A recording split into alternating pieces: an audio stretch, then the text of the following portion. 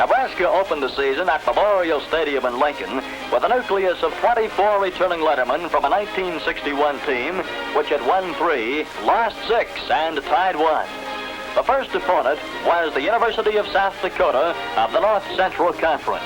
A crowd of 27,000 turned out at Memorial Stadium to take a look at Bob Devaney's new versatile T offense from an unbalanced line.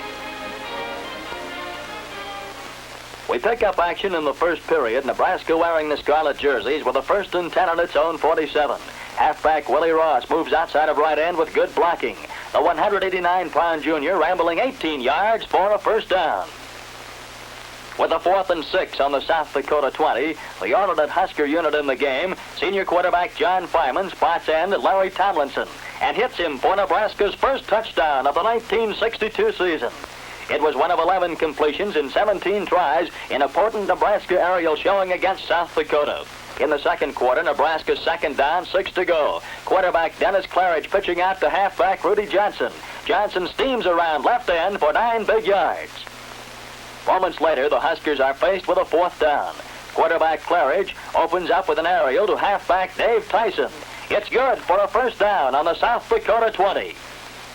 Halfback Rudy Johnson slams the middle of the Coyote line to pick up 4 more yards. It's 2nd and 6 on the South Dakota 16. Quarterback Dennis Claridge, exhibiting great running skill, rolls out to race 16 yards for Nebraska's second touchdown. The first of 10 scored by the 208-pound 6'3 junior from Robbinsdale, Minnesota. Later in the second quarter, sophomore quarterback Doug Tucker is at the controls. Tucker hides the ball neatly on the bootleg, then circles outside of Coyote defenders on a nifty 16-yard run for a first down on the South Dakota 33. On the next play, halfback Dave Tyson takes the handoff, then crosses up the South Dakota defense, throwing a complete pass to the other halfback, Kent McLuhan. It gains 14 with a first down on the 19-yard line. McLuhan, a promising sophomore from Broken Bow, Nebraska, gained 42 yards on 4 carries against the Coyotes for an average of 10.5 per try. Here's McLuhan again, sprinting to the South Dakota 2 on a burst of 17 yards. It's 1st and goal on the 2. Reserve fullback Joe McNulty plunging in for his first touchdown, capping a 49-yard drive in 5 plays and sending the Huskers to the dressing room with a halftime lead of 19-0.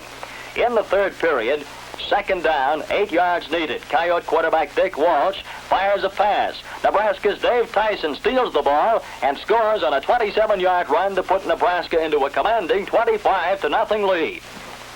After just 1 series of downs, South Dakota again gives the ball to Nebraska. With a 2nd and 7 on the 24, Warren Powers, playing for injured Bill Thornton, rams the middle and churns for 9 yards. That makes it 1st and 10 on the South Dakota 15. Willie Ross takes the handoff and scampers for a touchdown. However, a fine effort is canceled out by a Husker backfield in motion penalty. It's now 1st and 15 on the 20. Nebraska comes right back and turns loose Kent McLuhan around the corner for his first varsity touchdown, helping the Huskers to a lopsided 53-0 victory over South Dakota. The total of 53, the highest number of Husker points scored since a similar 53-0 wrap over the Coyotes in 1945.